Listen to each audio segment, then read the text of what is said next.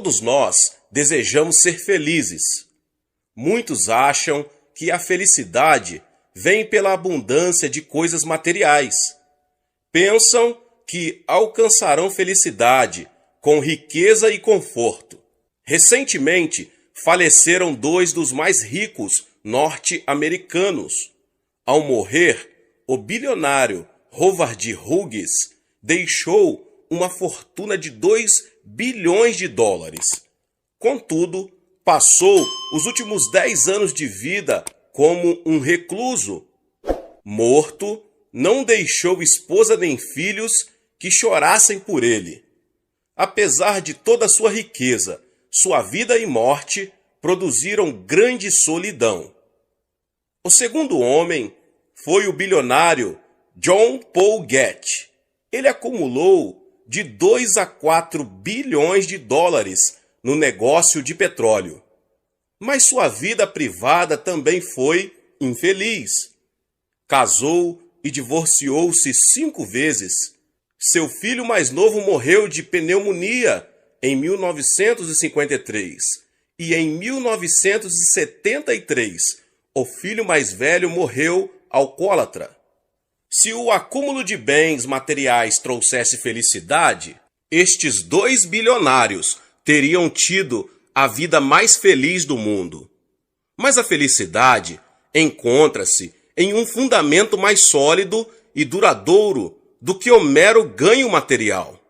Precisamos de soluções para os nossos problemas profundos e interiores. Será insatisfatória e cheia de infelicidade inquietante.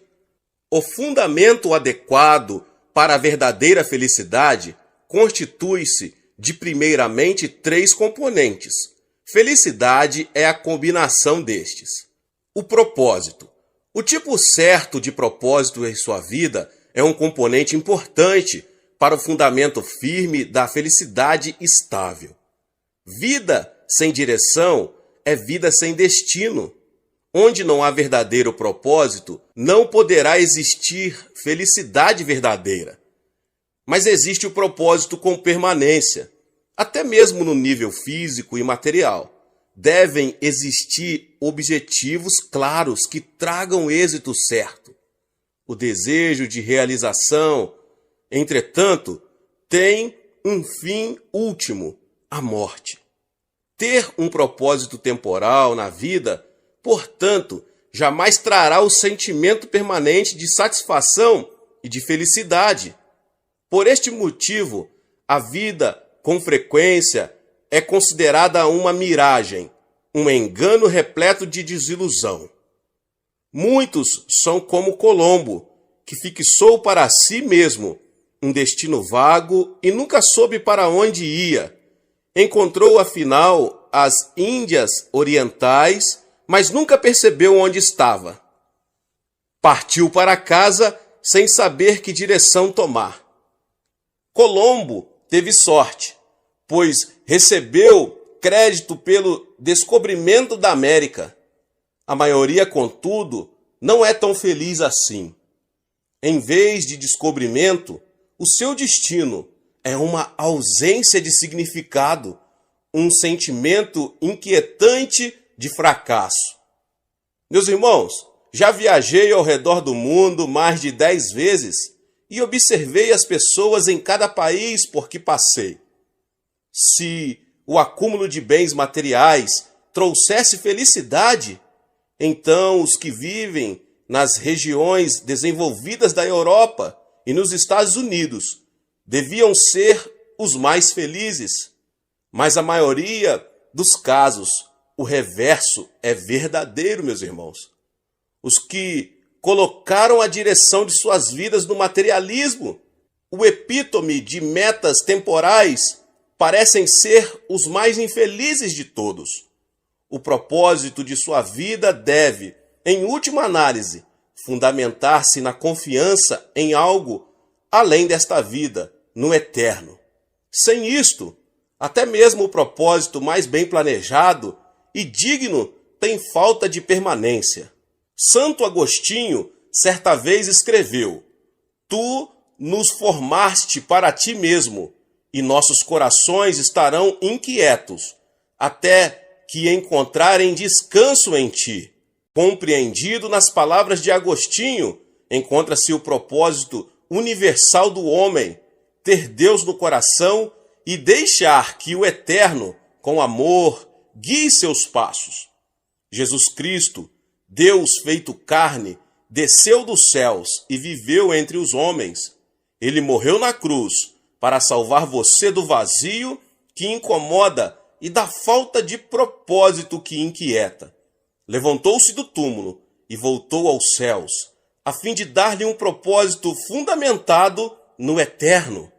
Cristo compreendeu seu propósito na terra ao proclamar: sei de onde vim e para onde vou. Eu sou o caminho e a verdade e a vida. Ninguém vem ao Pai senão por mim. Sua declaração, ousada e simples, mostra que é por meio da fé em Cristo que uma vez mais podemos nos reconciliar com Deus eterno. A fim de levar uma vida de felicidade nessa terra, você precisa ter Jesus como sua meta definida e propósito para seu viver.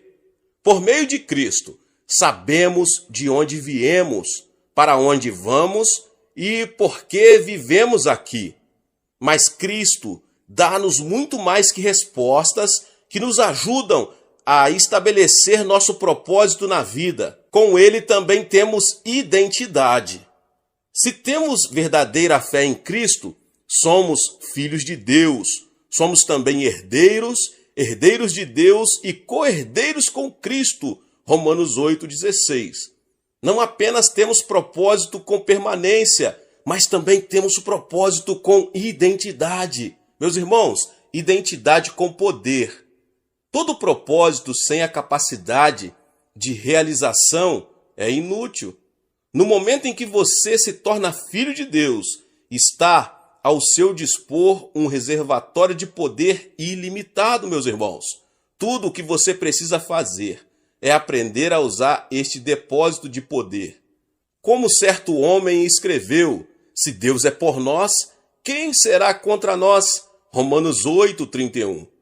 A vida cristã não está isenta de problemas, mas tem recursos ilimitados ao seu dispor. Para construir felicidade, você precisa não apenas de propósito, mas também de paz mental. Mas nossa vida é tão cheia de limitações, vivemos dentro dos limites dos sentidos, do tempo, do espaço e de futuros imprevisíveis. Estas fronteiras, muitas das vezes, dão-nos um sentido inquietante de insatisfação, um desconforto penetrante que chega quase à consciência. Não sabemos o que vai acontecer amanhã, a não ser se dentro dos limites de nossa audição e visão, não sabemos o que está acontecendo em dado momento. Ouve-se uma batida na porta à noite. Ao olhar pela janela, você percebe um estranho de 1,80 m de altura, nervoso e temível. Imediatamente você sente certa inquietação. Incapaz de ler a mente do estranho, você não pode saber suas intenções. Suas limitações operam contra você. E seu destino imediato é uma força de desespero diluído. Sua mente está perturbada, distante da paz tão necessária para a felicidade. A doença da inquietação, que não se limita a porções de nossa vida sobre as quais temos controle, mutila nossa paz interior. Existe a escravidão da culpa. Todos nós já tomamos decisões erradas. Todos nós pecamos. Alguns pecados são claros e óbvios, facilmente vistos por todos aqueles que quiser ver. Outros são mantidos em segredo, servindo de arsenal para chantagistas, feridas inflamadas que nem mesmo atos de caridade podem aliviar. Então, conscientes de nossas decisões erradas, de nossas faltas, de nossos pecados, sofremos culpa que nos ata exaurindo-nos a força mental, física e até mesmo espiritual. A escravidão da culpa é como raposinhas que destroem as vinhas da felicidade. A menos que nos libertemos, jamais poderemos ser verdadeiramente felizes, jamais poderemos ter paz genuína. A doença da inquietação também aumenta quando somos incapazes de compreender ou experimentar significado em nossas vidas. Se perdemos os amigos, se somos despedidos do emprego, se envelhecemos, tornamo-nos nervosos e inquietos. Tememos estar perdendo o significado da vida. O dilema dos idosos é um bom exemplo disso. Todos os anos, milhares de pessoas idosas sentem-se relegadas pela sociedade. Tudo e todos parecem ter seguido em frente, deixando-os para trás. Solitários, acham a vida vazia. Muitos se suicidam. Morte sem sentido das pessoas que perderam o senso de significação. Você e eu temos necessidade contínua de reconhecimento. Desejamos amar e ser amados. Em face do temor da morte, queremos imprimir significação em nossas vidas. Alguns alcançam certa medida de significação, mas, uma vez que a pessoa atinge a significação, segue-se o temor constante de uma possível perda. Significado incrustado do temporal gera tensão, germe que, de novo, infecciona a pessoa com a moléstia da inquietação. Até que nos livremos da inquietação causada por nossas limitações, até que estejamos livres da escravidão da culpa e até que andemos livres da obscuridade da falta de significado, não poderemos ter paz mental. Não poderemos ter paz em nossos corações. Livrarmos-nos destes inimigos da paz é uma tarefa difícil que está além do esforço humano. A única resposta é confiar em Jesus. Cristo é toda compreensão e todo poder. Mediante a fé em Cristo, podemos receber o poder a fim de ganhar a batalha contra os inimigos da paz mental. Cristo disse: toda a autoridade me foi dada no céu e na terra, e eis que estou convosco todos os dias até a consumação do século. Com a sua morte na cruz, Cristo fez previsões amplas para a paz de que tão desesperadamente necessitamos para a felicidade. Pode ser que você, às vezes, duvide de que Cristo possa fazer algo nessa situação. Há uma passagem bíblica que dá segurança aos que têm fé. Em todas essas coisas, porém, somos mais que vencedores por meio daquele que nos amou.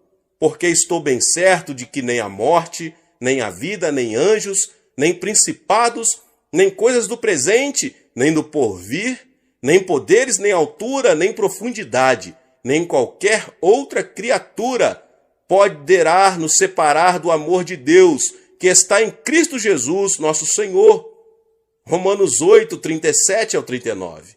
Por meio de sua morte e ressurreição, Cristo providenciou recursos para combater os inimigos da paz.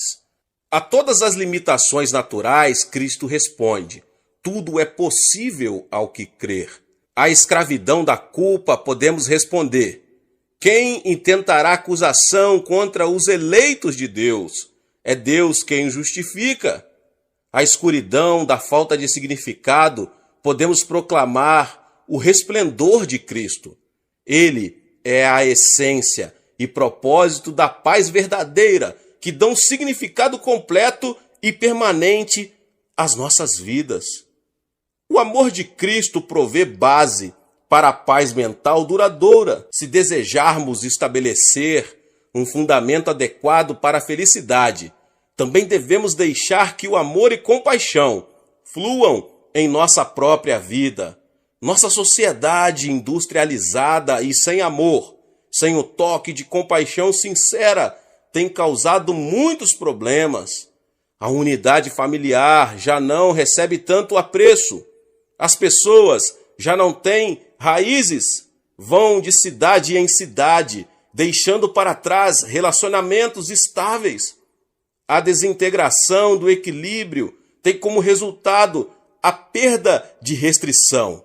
O homem e a mulher modernos flutuam e logo serão presas de atrações ilusórias e vazias. As pessoas já não são tratadas como os indivíduos, são elogiadas por suas habilidades e valor monetário. Apanhadas na roda-vida da vida diária, elas sofrem a perda da identidade. Algumas tornam-se antissociais, rebelam-se contra a sociedade, procurando identidade no crime e na perversão. O câncer da insatisfação continua a espalhar-se, expressando-se em atos frequentes de violência. Já não vivemos um relacionamento tipo eu e tu, mas eu e isso. Esta confusão de valores tem impedido que as pessoas compreendam a importância que o amor e a compaixão têm em relação à felicidade. Há uma história que vividamente exemplifica este ponto. Era uma vez um sábio que vivia em um pequeno vilarejo. Todas as pessoas locais tinham grande respeito por esse homem. Sempre que tinham algum problema, iam pedir-lhe conselhos.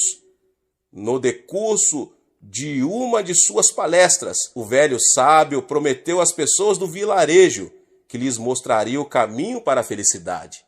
Então, pediu-lhes que lhe mandassem um representante, alguém que achassem ser a pessoa mais feliz da aldeia. O povo reuniu-se para debater o assunto e a conclusão foi que a pessoa mais bonita certamente seria mais feliz. Escolheram, por unanimidade, uma linda jovem senhora e enviaram-na como seu representante. Ao ver a linda mulher, o sábio voltou as costas, não proferiu palavra. Seu silêncio foi uma negação clara. O povo reuniu-se outra vez. Desta vez, concluíram que a pessoa mais rica deveria ser a mais feliz. Escolheram o homem mais rico e enviaram-no ao sábio. Ao ver a segunda escolha, o sábio ficou totalmente desanimado. Começou a andar em direção a um campo e várias pessoas o seguiram.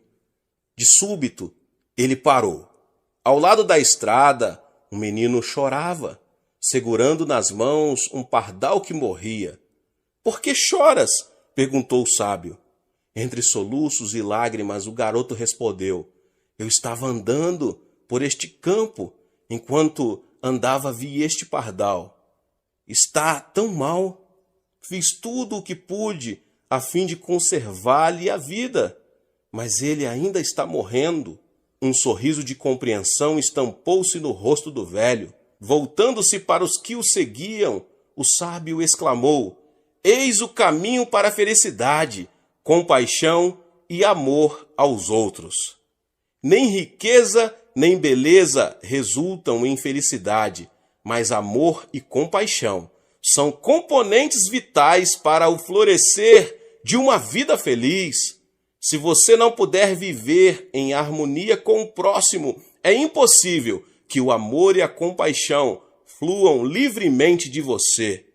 A habilidade de encontrar-se com os outros e se dar bem com eles pode ser traçada por meio de um processo de desenvolvimento. No início da vida, interagimos com os pais e mestres. Mais tarde, geralmente casamos, formando laços íntimos com nosso cônjuge. A menos que aprendemos a viver em harmonia nestes relacionamentos importantes, jamais poderemos experimentar felicidade sólida e permanente em nossa vida. Depois de 30 anos de pesquisa, a Faculdade de Medicina da Universidade Johns Hopkins publicou uma descoberta interessante. Descobriram que a falta de uma vida emocional adequada causa dores de cabeça, úlceras, doenças cardíacas e até mesmo câncer. Revelou-se ainda mais que os pacientes que sofriam de câncer geralmente eram introspectivos e solitários e não tinham tido relacionamentos sadios com os pais e irmãos na infância. Os que não haviam aprendido a partilhar amor e compaixão tinham tendência para a doença e pouca saúde. Foi para remediar esta falta que Cristo realizou seu primeiro milagre. Em Caná, ele assistia a um casamento, o relacionamento de maior potencial para satisfação emocional ou desastre assolador. Durante a cerimônia surgiu uma necessidade e Cristo transformou a água em vinho. Com este milagre, Cristo mostra-nos que tem poder para transformar nossa vida de água insípida em vinho saboroso e proveitoso. Com este milagre, Cristo assegura-nos que pode transformar o vazio de nossa vida em amor e compaixão, satisfazendo as nossas necessidades ao nosso redor. Cristo o ama, a despeito de sua educação formal, sua riqueza, seu status social, sua idade, seu sexo ou sua nacionalidade. Entregue-lhe sua vida, deixe que ele o inunde com seu amor. O amor de Cristo pode trazer inteireza à sua personalidade e cura para seu corpo, alma e espírito. Peça que Cristo venha e mude sua vida. Peça que ele lhe dê mais paciência e compreensão para com sua família, amigos e vizinhos. Peça-lhe que o ajude a perdoar e cure seus relacionamentos que precisam de transformação. E no instante em que você receber o amor de Cristo, comece a dar o amor de Deus aos outros. Você ficará surpreso com a alegria que isto lhe trará. A fim de encontrar a verdadeira felicidade, estabeleça um propósito com permanência, identidade e poder. Por meio da fé em Cristo, você pode ser liberto da escravidão da culpa, da escuridão da falta de significado e liberto para a paz mental necessária, a felicidade genuína. Quando o componente final de amor e compaixão for instilado em sua vida e atitudes, você se encontrará enriquecido com uma das maiores bênçãos de Deus, a felicidade verdadeira e duradoura, para a glória e honra do nome do Senhor Jesus. Glória a Deus. Deus abençoe a sua vida, você que ouviu essa palavra e talvez você chegou aqui pela primeira vez. Não esqueça de se inscrever aqui no canal e ativar o sininho das notificações, para você ficar por dentro de tudo que são postado aqui neste canal abençoado. Deixe também seu like e não esqueça, meus irmãos e irmãs, de compartilhar este vídeo com os seus contatos. Deus abençoe e nos vemos nos próximos vídeos. Amém. A história que eu começo com vocês hoje é de uma mulher de pouco mais de 20 anos de idade, que trabalhava num escritório. Proveniente de uma família de classe alta, era educada, calma, boa, e como se isso não bastasse, sua aparência era bastante atraente. Mas a partir de certo momento em sua vida, por motivo que ninguém imaginava, seu semblante mudou. Passou a falar menos, não se encontrava mais com os amigos e permanecia trancada em casa, mostrando-se sempre preocupada. Diante da mudança tão súbita, seus colegas começaram a ficar apreensivos. Passado aproximadamente um mês, ela voltou de longas férias com um sorriso, parecendo outra pessoa. Embora seu aspecto físico não tivesse mudado muito, sua atitude era diferente. Já não mostrava um semblante de preocupação. Havia se transformado numa pessoa alegre, segura de si e muito sociável entre seus colegas.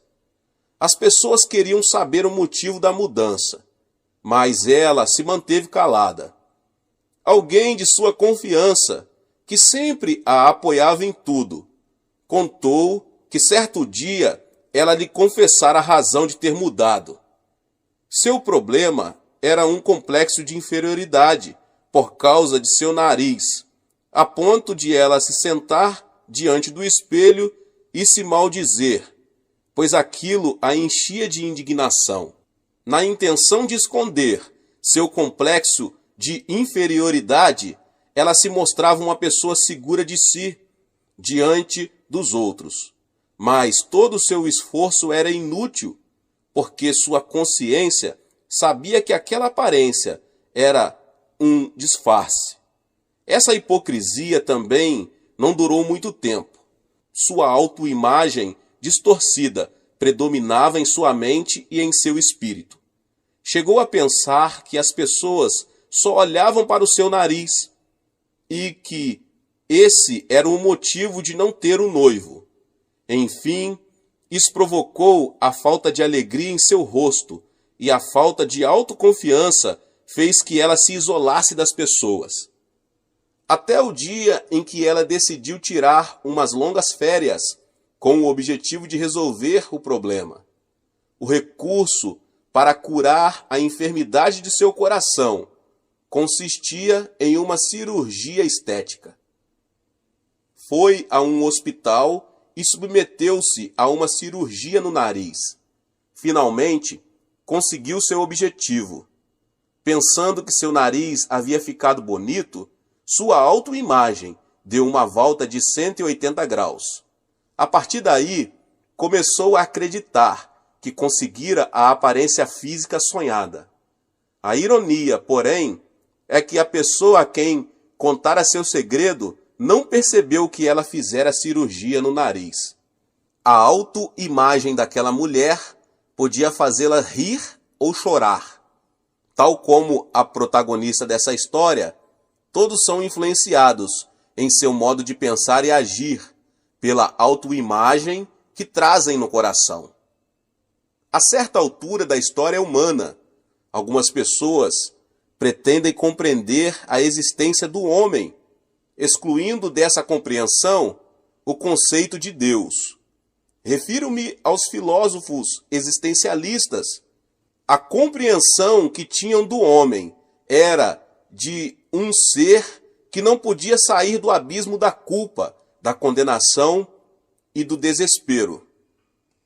De acordo com o filósofo dinamarquês Kierkegaard, a pior enfermidade causadora da morte do homem não é o câncer, mas a perda da identidade, isto é, o desespero de haver perdido a si mesmo. Karl Jaspers afirmou que para o homem existem situações extremas como a morte, a ansiedade, a luta, a culpa e etc. E sua existência consiste em admitir a frustração de tais situações externas. Albert Camus, autor do livro O Estrangeiro, afirmou: para poder viver uma vida absurda, é preciso conhecer a falta de sentido dela. Enfim, o tipo de homem descoberto pelos filósofos existencialistas é um ser que precisa de esperança e vive sem nenhum sentido. Além disso, tem dentro de si uma bomba relógio, que é a morte, e é incapaz de solucionar esse problema. Definitivamente, o homem sem Deus é um homem sem nenhuma esperança. Como o homem é um ser sem esperança, deve haver alguém que venha resgatá-lo. Caso contrário, não existe saída. Em Gênesis 3, 17 ao 19, descreve nitidamente como foi a vida de Adão quando este perdeu a esperança. E ao homem declarou: visto que você deu ouvido à sua mulher e comeu do fruto da árvore, da qual eu lhe ordenara que não comesse, maldita é a terra por sua causa. Com sofrimento você se alimentará dela todos os dias de sua vida. Ela lhe dará espinhos e ervas daninhas, e você terá de alimentar-se das plantas do campo. Com o suor do seu rosto você comerá o seu pão, até que volte à terra, visto que dela foi tirado, porque você é pó, e ao pó voltará. Até aqui, o conceito do homem é semelhante ao dos existencialistas. Adão teve de defrontar-se com a realidade da nudez e da rejeição como consequência do pecado. O que descobriu de si mesmo foi que estava separado da glória de Deus e sentiu-se vergonha por sua nudez, motivo pelo qual escondeu atrás de uma árvore. Além disso, viu-se como a maldição dos espinhos e ervas daninhas, pelo que com suor viu-se obrigado a sobreviver em circunstâncias totalmente desanimadoras. Por último, Adão descobriu que estava destinado à enfermidade e à morte, e que voltaria a ser pó. Como observamos na história de Adão, a Bíblia admite que o homem é um ser sem esperança. A manifestação do pecado fala de um homem que vive no abismo da desesperança. A partir da queda de Adão, o homem foi contagiado pelo vírus do pecado, exposto ao qual o DNA do homem começou a se contaminar. Como consequência disso, ainda hoje pensamos: sou pecador, não me posso livrar do pecado, e minha identidade espiritual é ser escravo do pecado. Isto é, temos uma autoimagem incorreta. Qualquer um que tenha uma autoimagem correta nunca poderá ser livre do pecado. A pior enfermidade mortal que pode ser concebida pelo homem contaminado pelo pecado é a distorção da autoimagem. Essa enfermidade pode ser observada em 4 casos.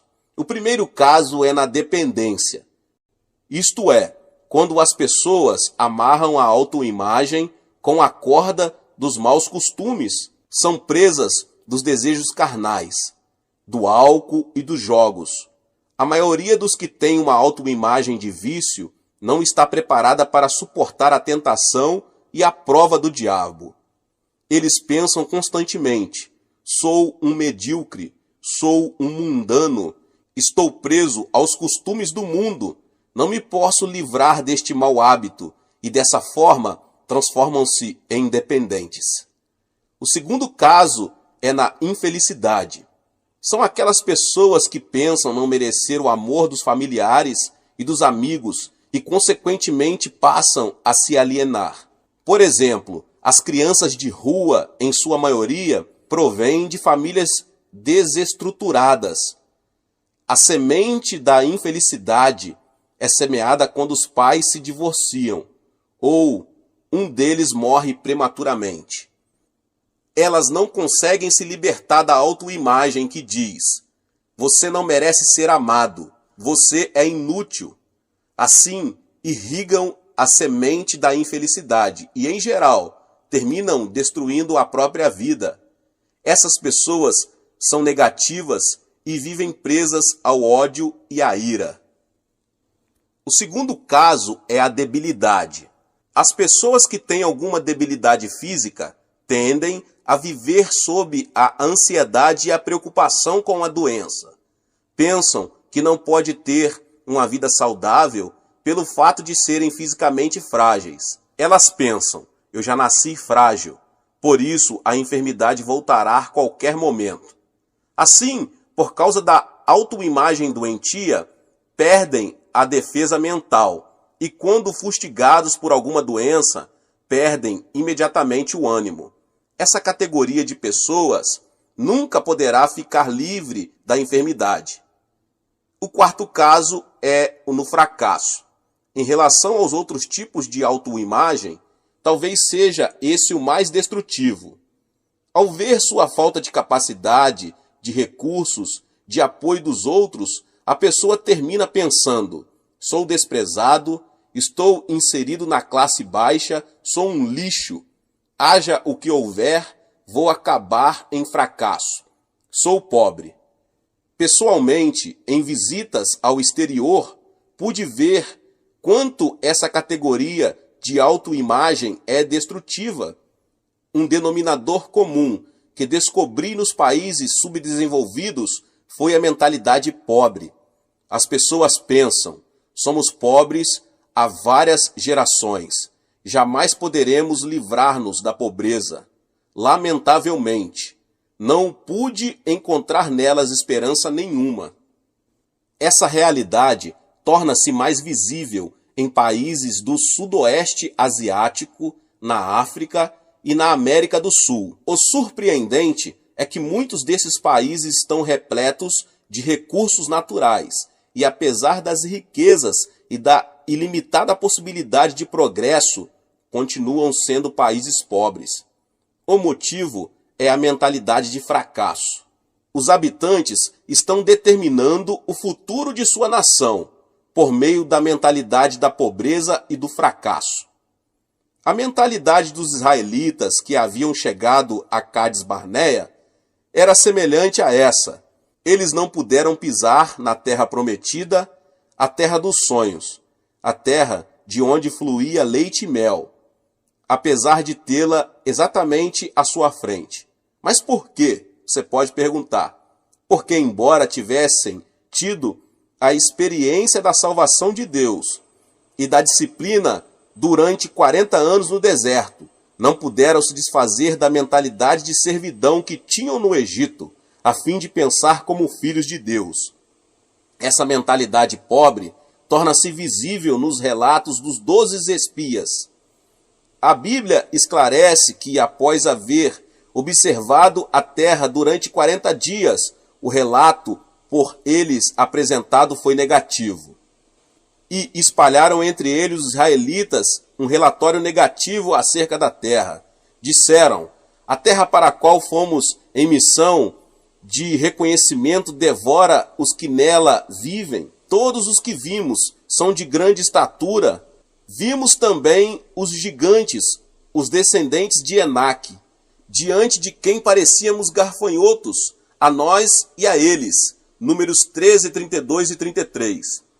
A mentalidade de servidão os fez considerar-se pequenos e insignificantes, e não permitiu que vissem a vontade e o plano de Deus. Foi por isso que não vacilaram em afirmar: diante deles parecíamos gafanhotos. O importante é que a terra de Canaã é um território onde se pode entrar com o complexo de gafanhoto, ou seja, aquele que não tem a capacidade de pensar como filho de Deus, muito menos lhe será outorgada nenhuma oportunidade. A única forma de mudar a autoimagem é voltar-se para Jesus Cristo. Em 2 Coríntios, o texto que li no início, Paulo, ele adverte: portanto, se alguém está em Cristo, é nova criação. As coisas antigas já passaram, eis que surgiram coisas novas. É em Jesus Cristo que se pode encontrar uma nova autoimagem, que consiste em crer, apesar de ser pecador, e por sua injustiça merecer a rejeição. Seus pecados foram perdoados pelo sangue de Jesus, e agora esse homem é uma pessoa justa, porque recebeu o perdão de seus pecados. Há alguns anos foram a leilão em Nova York os pertences de Jacqueline Onassis, esposa do ex-presidente Kennedy. Na oportunidade, o anel de noivado, avaliado em $500 mil, foi vendido por $2.590.000. Os textos do discurso de posse do ex-presidente também foram vendidos por $134 mil. Faz pouco tempo, vendeu-se um desenho a qual Picasso havia dedicado apenas 5 minutos, pelo valor de uma casa. Longfellow, famoso poeta americano, escreveu uma poesia em uma folha de papel de má qualidade, mas que foi vendida por $6 mil, ainda quando o artista era vivo. Como vimos, meus irmãos e irmãs, as coisas comuns tornam-se extraordinárias quando estão ligadas a alguém importante. O mesmo acontece em nossas vidas, glória a Deus. Podemos pensar que somos menosprezados e rejeitados no mundo, mas temos de olhar para nós pela perspectiva daquele que transformou a nossa vida. Kim Dae-do foi um coreano que assassinou 16 pessoas. Ele pensava que ninguém o amava e que a sociedade o rejeitava. Contudo, aceitou Jesus na cadeia e começou a clamar ao Senhor todas as madrugadas. Assim, foi transformado totalmente diante da cruz de Cristo. Sua autoimagem foi mudada. De assassino, transformou-se num filho de Deus, revestido de justiça e sua glória. Deu-se conta de onde vinha, por que vivia e para onde se dirigia. Passou a ter orgulho de sua nova identidade. No dia de sua execução, suas últimas palavras foram: Aleluia, graças a Deus, que está me chamando hoje. Faz tempo que espero por este dia. Estou muito feliz por esta gloriosa morte, que me permite ser aceito pelo Senhor. Dou-te graças, Pai, por haveres perdoado pelo sangue de Jesus Cristo, alguém que merecia ir para o inferno, e por me aceitares em teus braços. E ele foi executado. Que transformação tão radical! Esse criminoso que havia amaldiçoado a sociedade, a si mesmo e as pessoas, foi transformado completamente por causa de Cristo e se converteu em uma nova criatura. A mudança da autoimagem é isto, uma nova criação em Cristo. Este tipo de transformação ocorre somente quando alguém tem um encontro com Cristo. A Bíblia diz: Tu me farás conhecer a alegria plena da tua presença, eterno prazer à tua direita. Salmos 16:11. A transformação manifesta-se quando alguém abandona o manto do passado e, concebendo uma nova autoimagem em Cristo, pode dizer: sou uma nova pessoa, tenho uma nova identidade. Aqueles que têm alguma enfermidade devem conceber uma autoimagem sã em Cristo. Devemos nos conscientizar de que Cristo tomou sobre si as nossas enfermidades e por seus ferimentos fomos curados. Tenho dado ênfase especial a esse aspecto, sobretudo quando prego em países mais pobres. Enfatizo o conceito, repetindo-o inúmeras vezes, para que as pessoas formem uma nova autoimagem. Vocês não têm nada a ver com a enfermidade. Ela foi resolvida na cruz. Vocês foram legalmente libertos. Em seguida, faço uma oração por cura divina e lhes digo que hajam pela fé. Dessa maneira, tenho visto muitos milagres de pessoas que abandonaram amuletas, que deixaram suas cadeiras de rodas e que recuperaram forças nos braços. O milagre mais surpreendente que vi numa dessas oportunidades foi a de uma mulher curada de uma enfermidade no fígado, motivo pelo qual sua barriga era como um tanque de água, a ponto de ela parecer estar grávida. Logo após a oração, o líquido começou a sair e em pouco tempo ela tornou-se esbelta. Portanto, devemos nos libertar do que é carnal por meio do sangue de Jesus Cristo e formar uma autoimagem de livre do diabo e da ansiedade. Com uma autoimagem frágil e enferma, nossas defesas também enfraquecem. Desenvolvamos então uma autoimagem que nos garanta que podemos superar e vencer a enfermidade. Mateus 8,17 diz: E assim se cumpriu o que fora dito pelo profeta Isaías. Ele tomou sobre si as nossas enfermidades e sobre si as nossas doenças. Devemos crer que todas as coisas velhas passaram e em Cristo veio o novo, porque Cristo carregou nossas enfermidades e suportou as nossas dores. Definitivamente, precisamos ter autoimagem de uma pessoa sã. Em 1 Pedro 2,24, encontramos: Ele mesmo levou em seu corpo os nossos pecados sobre o madeiro, a fim de que morrêssemos para os pecados e vivêssemos para a justiça. Por suas feridas vocês foram curados. O que isso significa? Isso quer dizer que já faz 2000 anos que, olhando para nós, podemos nos ver sãos. Gálatas 3,13 diz: Cristo nos redimiu da maldição da lei, quando se tornou maldição em nosso lugar, pois está escrito: maldito todo aquele que for pendurado no madeiro. Em 2 Coríntios 8,9 consta: pois vocês conhecem a graça de nosso Senhor Jesus Cristo, que sendo rico, se fez pobre, por amor de vocês, para que por meio de sua pobreza vocês se tornassem ricos. Efésios 2, do 4 ao 6 diz: todavia Deus, que é rico em misericórdia, pelo grande amor com que nos amou, deu-nos vida com Cristo, quando ainda estávamos mortos em transgressões, pela graça vocês são salvos. Deus nos ressuscitou com Cristo e com ele nos fez assentar nos lugares celestiais em Cristo. Não importa a sua aparência física, nem a sua origem, em Cristo já somos cidadãos do céu. Enquanto estiver nesta habitação passageira, o nosso corpo, estaremos neste mundo, mas na realidade em Cristo, o nosso homem interior já está assentado no trono de Deus. Portanto, é natural, uma vez que deixemos a habitação do corpo, voltemos à casa paterna, não construída por mãos humanas. Confesse corajosamente: onde está, ó morte, a sua vitória? Onde está, ó morte, o seu aguilhão? 1 Coríntios 15:55. Nunca devemos esquecer a autoimagem que foi transformada. Alguém que logo depois de se ver, retirando-se, esquece de quem era. Uma vez que viu sua imagem no espelho da Bíblia, deve conservá-la. O Salmo 103 diz: bendiga ao Senhor a minha alma, bendiga ao Senhor todo o meu ser.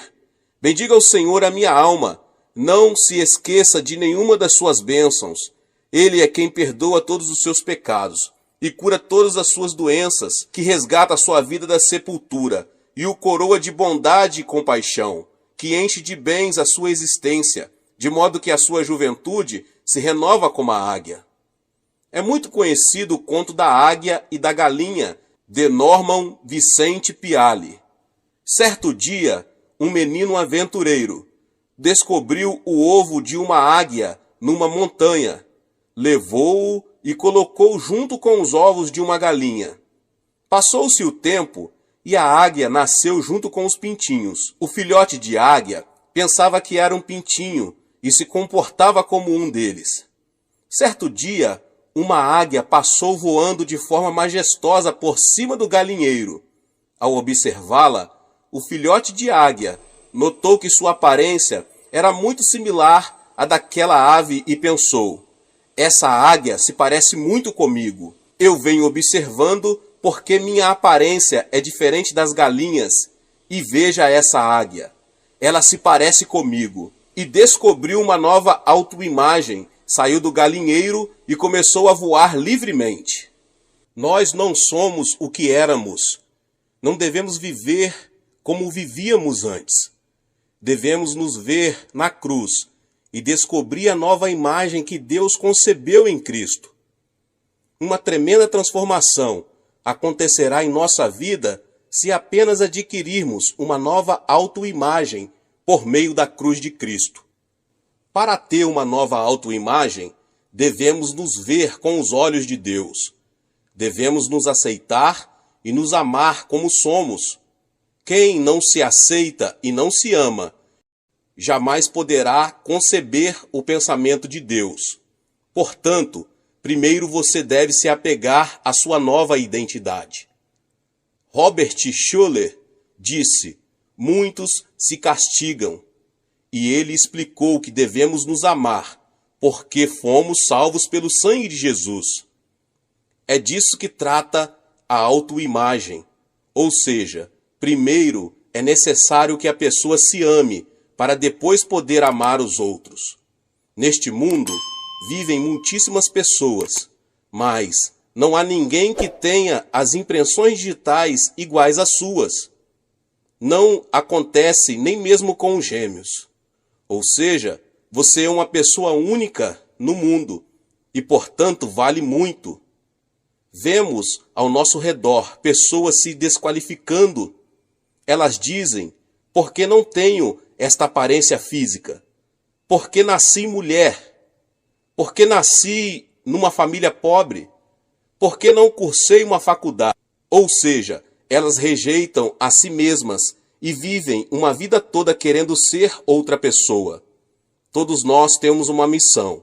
A razão pela qual nascemos é Deus ter algo para fazer por meio de nossa vida.